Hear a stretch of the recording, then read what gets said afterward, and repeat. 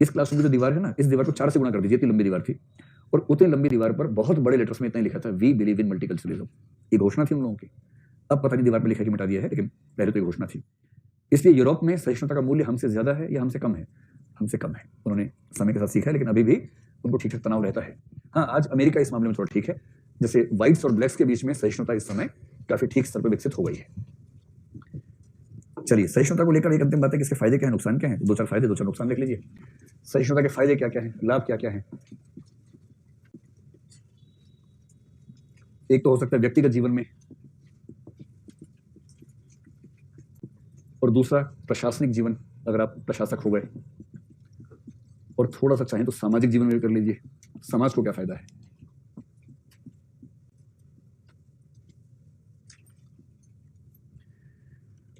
पहले ये बताओ कि आप में से कितने लोग मानते हैं कि आप ठीक ठाक सहिष्णु हैं। ठीक से याद करा कर लो, क्या बात है, इसलिए इतनी शांति कायम है इस क्लासरूम में। और कितने लोग मानते हैं कि उनमें सहिष्णुता कम, बेलत्व ज्यादा है। ठीक से याद करा दो। बेलत्व शब्द से दिक्कत है आप लोगों को, ठीक है। अच्छा, कोई बात नहीं, जिनमें टॉलरेंस कम है वो लोग हाथ खड़ा करें, कम सहन कर पाते हैं। ठीक से याद करा दो, शर्मा क्यों रहे हो। हाँ ठीक है, 10 के करीब है। तो बाकी है ना, सब भगवान का है, दे तो भला, दे तो भला, है ना, इस तरह से है। गलत नहीं है, क्या गलत नहीं है। आप किसी गलत नहीं सहते हैं। हर असहिष्णु की व्याख्या यही होती है कि मैं किसी का गलत सहन नहीं कर पाता हूं। ये इनटॉलरेंस को ढकने का सबसे प्रसिद्ध बहाना है कि मैं किसी का गलत सहन नहीं कर पाता हूं, लेकिन मैं चाहता हूं कि मेरा गलत बाकी लोग सहन कर लें। पूरा वाक्य ये है। जैसे होता है ना कि हर सफल पुरुष के पीछे एक महिला का हाथ होता है, हाँ, इसका पूरा वाक्य ये है। और हर असफल व्यक्ति के पीछे एक से ज्यादा महिलाओं का हाथ होता है। तो जब आप पूरा वाक्य ध्यान रखेंगे ना, तो बात का मर्म समझ में आएगा। और इसका एक और भी है, हर सफल पुरुष के पीछे एक महिला का हाथ होता है। आपने सही भाव समझा नहीं इस कथन का सही भाव समझिए, तब मर्म समझ में आएगा।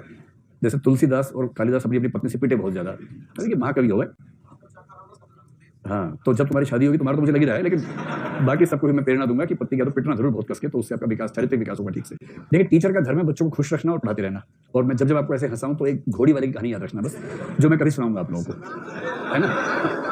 नहीं, जितना जिद कर रहे हो सुनने के बाद दुखी हो जाओगे आप लोग। अच्छा, एक काम करो, क्लास में बहुत लोग जानते हैं, तांगे वाली कहानी पूछे ना उनसे, वो समझा देंगे आपको। नहीं मानोगे। अच्छा, एक तांगा रेलवे स्टेशन जा रहा था, लोगों की ट्रेन छूट रही थी, और तांगे वाला हर 20 कदम के बाद उतर के डांस करता था घोड़ी के सामने जाके, फिर आके बैठता था, फिर 20 कदम चलाता था, फिर उतर के डांस करता था, फिर घोड़ी चलाता था। तो तांगे पे बैठे सवारी लोग बोले कि अरे बेवकूफ, क्या कर रहा है, ट्रेन छूट रही है हमारी, स्टेशन पहुंचा जल्दी से। तो तांगे वाला था दार्शनिक टाइप का, उसने एक वाक्य बोला कि हुजूर, उसने कहा हुजूर क्या करूं, शादी वाली घोड़ी है, तांगे में लग गई है।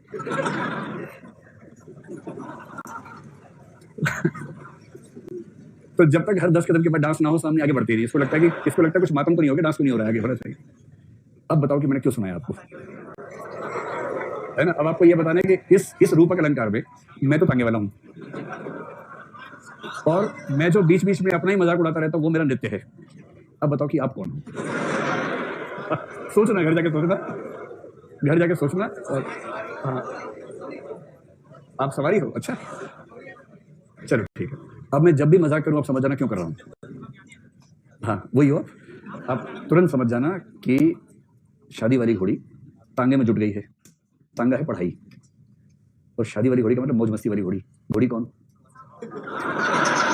तो अगर शादी वाली घोड़ी तांगे में जुटी हुई है, जब तक हर 10 कदम पे उसको खुश ना करो, वो आगे बढ़ती नहीं है, अड़ जाती है कि आगे नहीं बढ़ूंगी। इसलिए क्या क्या करना पड़ता है बेचारे तांगे वाले को। इस तरह सोचना, एम्पैथी का विकास होगा तांगे वाले के प्रति। अब आगे देखो, तो व्यक्तिगत जीवन में सहिष्णुता के क्या क्या फायदे हैं। तो असली फायदा यह है कि टेंशन कम रहती है, झगड़े कम होते हैं। ठीक है, सबसे पहली बात है झगड़े कम होते हैं, और झगड़े कम होना जीवन में अपने आप में एक सुकून रहता है। ठीक ठाक, झगड़े कम, शांति ज्यादा। तो हर व्यक्ति चाहता है एक उम्र के बाद तो विशेष रूप से कि शांति ज्यादा रहे। आपकी उम्र में तूफान ज्यादा चाहिए होता है, उसके बाद तो अंत में शांति ही चाहिए ना, कि पीसफुल तरीके से वो जिए, क्या हर बात में तमाशा रहे जीवन में, है ना। ये दूसरा, आपका संबंध जीवन में जिस भी व्यक्ति के साथ है, माता है, पिता है, भाई है, बहन है, पति है, पत्नी है, जो भी है, देखो संबंध की शुरुआत में तो आकर्षण होता है ना, प्रेम का हो या कोई संबंध हो, दोस्ती का संबंध हो, शुरू में आकर्षण भी रहता है कि अरे इतना स्मार्ट लड़का है, अरे बहुत पढ़ता है, अरे आइए, अरे वो दोस्ती हो जाती है। प्यार मोहब्बत है, किसी को देखा तो एकदम अरे बाप रे बाप, तो हो लुटे पिटे से घूम रहे हैं, नीचे गिर के धम से नीचे कि अरे मर गया, अरे मैं तो जान दे दूंगा। ये सब 4 दिन का ड्रामा होता है। 4 दिन, 6 दिन, 8 दिन, 10 दिन, 20 दिन, 1 महीना, 6 महीना, अधिकतम 1 साल। उसके बाद किसी का सौंदर्य ढेले भर का महत्व नहीं रखता है। उसके बाद साथ रहना जो होता है ना, बर्तन टकराते हैं जोर जोर से, धम धम धम धम प्यारे बजते हैं, उस समय एक ही बात चाहिए होती है कि भाई तू कितना स्मार्ट है, तू कितना सुंदर है, भड़ में जा, ठीक से बिहेव करना सीख क्या पहले। जब दो लोग साथ में रहेंगे तो अंततः जो चीज काम आती है वो ये है कि दूसरा व्यक्ति कितना समझदार है, कितना केयरिंग है, कितना अंडरस्टैंडिंग है, आपकी गलतियों को कितना एक्सेप्ट कर सकता है, आपकी गलतियों में आपके पक्ष में किस हद तक खड़ा हो सकता है, आपके पक्ष में आपके लिए किस हद तक लड़ सकता है, तब ये जरूरी है। और आपसे लड़ने वाला नहीं, आपके लिए लड़ने वाला व्यक्ति चाहिए। और उसके लिए सबसे पहली शर्त है सहिष्णुता, सहन करना और उससे अच्छी स्थिति सम्मान करना, म्यूचुअल रिस्पेक्ट। तो किसी भी संबंध में जो चीज सबसे ज्यादा महत्वपूर्ण है वो है म्यूचुअल रिस्पेक्ट। और म्यूचुअल रिस्पेक्ट क्या है? सहिष्णुता का सकारात्मक मतलब ही तो है, उससे ज्यादा इसका क्या मतलब होता है? ये दो बातें हो गई, ठीक। सहिष्णुता किसी के भीतर हो। तीसरी बात है कि उसके अंदर जो चरित्र का विकास है उसमें धैर्य, धैर्य के लिए अंग्रेजी में क्या शब्द होता है? पेशेंस, पेशेंस का विकास होता है। और पेशेंस अगर आपके अंदर है तो मान के चलिए कि जीवन अंततः अच्छा ही रहेगा। जिनमें पेशेंस की कमी है वो चाहते हैं कि 2 दिन में सब कुछ हो जाए जीवन में, जो कि होता नहीं है। लंबे समय तक स्ट्रगल करनी पड़ती है। परसेवरेंस, परसिस्टेंस, पेशेंस, ये तीनों बहनें अगर आपके जीवन में हैं, ये तीनों भाई कह लीजिए भाई, अगर आपके जीवन में है तो आपका जो चरित्र बनेगा उसका बेनिफिट लॉन्ग लास्टिंग होगा और लॉन्ग टर्म में होगा ही होगा। एक बात और है, चौथा बताओ।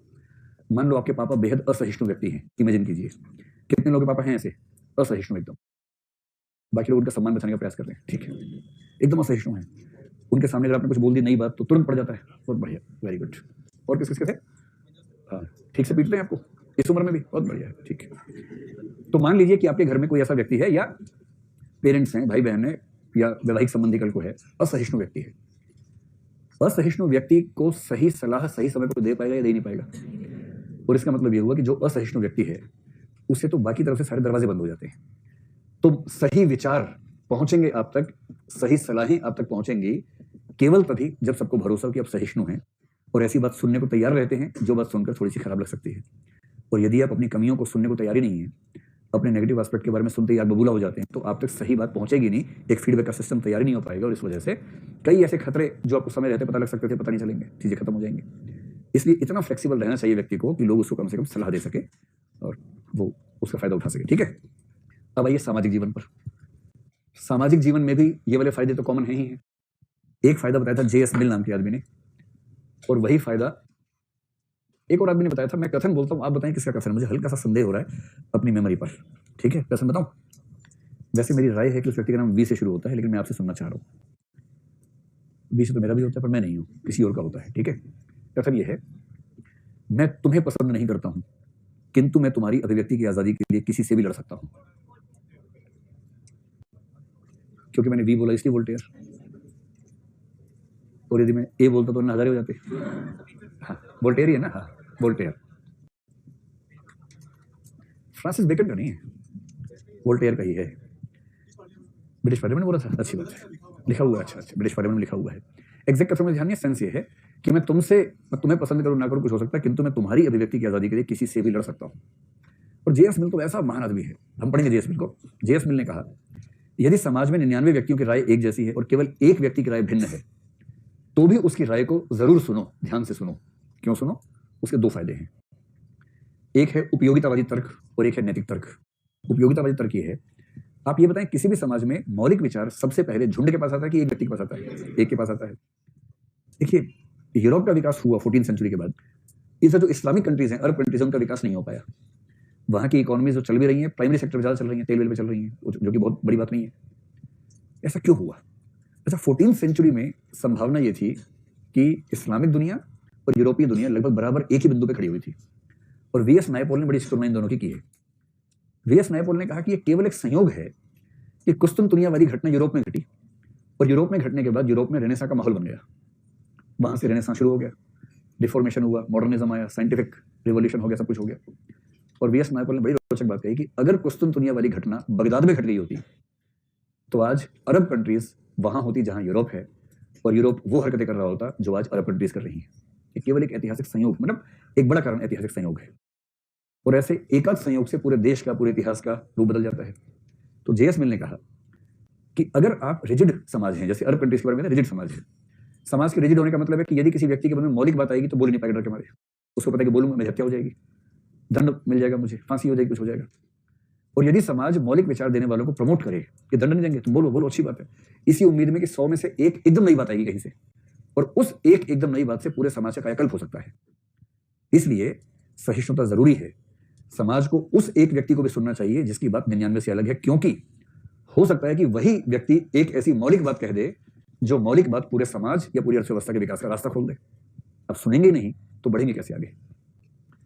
और दूसरा उसने कहा, एक नैतिक तर्क है कि एक अच्छे समाज की पहचान यह है कि वो हर व्यक्ति को अपनी बात कहने की सुविधा कहां तक दे पाता है। अपनी बात कहने की सुविधा देना भी तो बड़ी बात है। इस नैतिक तर्क की वजह से कहते हैं कि सहिष्णुता जिस समाज में है उस समाज की नैतिक प्रगति ज्यादा होती है। नैतिक प्रगति, नैतिक रूप से ऊंचा समाज वही होगा जहां प्रत्येक व्यक्ति को अपनी बात कहने का हक होगा। सुप्रीम कोर्ट ने क्या कहा एलजीबीटी के जजमेंट में कि सिविल सोसाइटी, सिविलाइज सोसाइटी होने का एक ही मतलब है कि उसमें उन व्यक्तियों को कितना स्पेस मिलता है जो अन्य व्यक्तियों से अलग हैं, जो भिन्न हैं, उन्हें कितना स्पेस मिलता है। इससे पता लगता है कि समाज कितना सिविलाइज है, कितना सभ्य है। तो सभ्य समाज होने की शर्त क्या है? सहिष्णु समाज होना। तो सभ्य समाज वही बनेगा जो सहिष्णु समाज होगा। और ये बात कभी आपको निबंध में या एथिक्स में लिखनी हो तो एक व्यक्ति का कथन, बड़ा अच्छा कथन है, उस व्यक्ति का नाम मैं भूल रहा हूं, अभी मैं आपको कथन बोलता हूं, शायद आप ही बता देना। उसने कहा, अनुकरण की संस्कृति दुनिया के अधिकांश समाजों में मिलती है, किंतु चर्चा का वरदान कुछ ही समाजों को मिला है, और आश्चर्य नहीं कि दुनिया में कुछ ही समाज विकसित हो पाए हैं। ये वाक्य लिख लीजिए। अनुकरण की संस्कृति दुनिया के अधिकांश समाजों में मिलती है, किंतु चर्चा का वरदान कुछ ही समाजों को मिला है। चर्चा समझे ना, बातचीत। उसी चर्चा से क्या होता है कि फिर नए विचार आते हैं, विकास होता है। अनुकरण की संस्कृति दुनिया के अधिकांश समाजों को मिली है, किंतु चर्चा की संस्कृति कुछ ही समाजों को मिली है, और आश्चर्य नहीं कि दुनिया में कुछ ही समाज विकसित हो पाए हैं। बहुत फेमस पॉलिटिकल साइंटिस्ट है, पॉलिटिकल फिलोसफर है, उसका नाम मिस कर रहा हूं। अगर आपको याद है तो आप बताइए, मैं पहचान जाऊंगा तुरंत आपको बोलते ही। है ऐसे तुक्का नहीं लगाना है, पता है तो बोलना है। वैसे मैं जानता हूं नाम बहुत जानते हैं आप, एक बार और रिपीट कर दें। अनुकरण की संस्कृति दुनिया के अधिकांश समाजों को मिली है, किंतु चर्चा की संस्कृति कुछ ही समाजों को नसीब हुई है, और आश्चर्य नहीं कि दुनिया में कुछ ही समाज प्रगति कर सके हैं। भाव समझ के, जहां चर्चा होगी, खुली संस्कृति होगी, वहां विकास होगा, प्रगति होगी। नाम मैं आपको लिखवा दूंगा, अगर आपको बाई चांस मिल जाए तो मुझसे कंफर्म कर लीजिएगा। अब एडमिनिस्ट्रेशन के लेवल पर इसका फायदा क्या होता है प्रशासनिक जीवन में? वो सब फायदे तो हैं ही, व्यक्तिगत वाले फायदे तो हैं ही। पहली बात यह है कि हम एक डाइवर्स कंट्री में हैं। डाइवर्सिटी जो हमारी जनता है उसमें बहुत ज्यादा है। डाइवर्सिटी से भरी हुई जनता का प्रशासन कौन व्यक्ति कर पाएगा? जो हर समुदाय की संस्कृति के प्रति लचीला होगा, सहिष्णु होगा। तो सभी समुदायों के प्रति लचीलापन,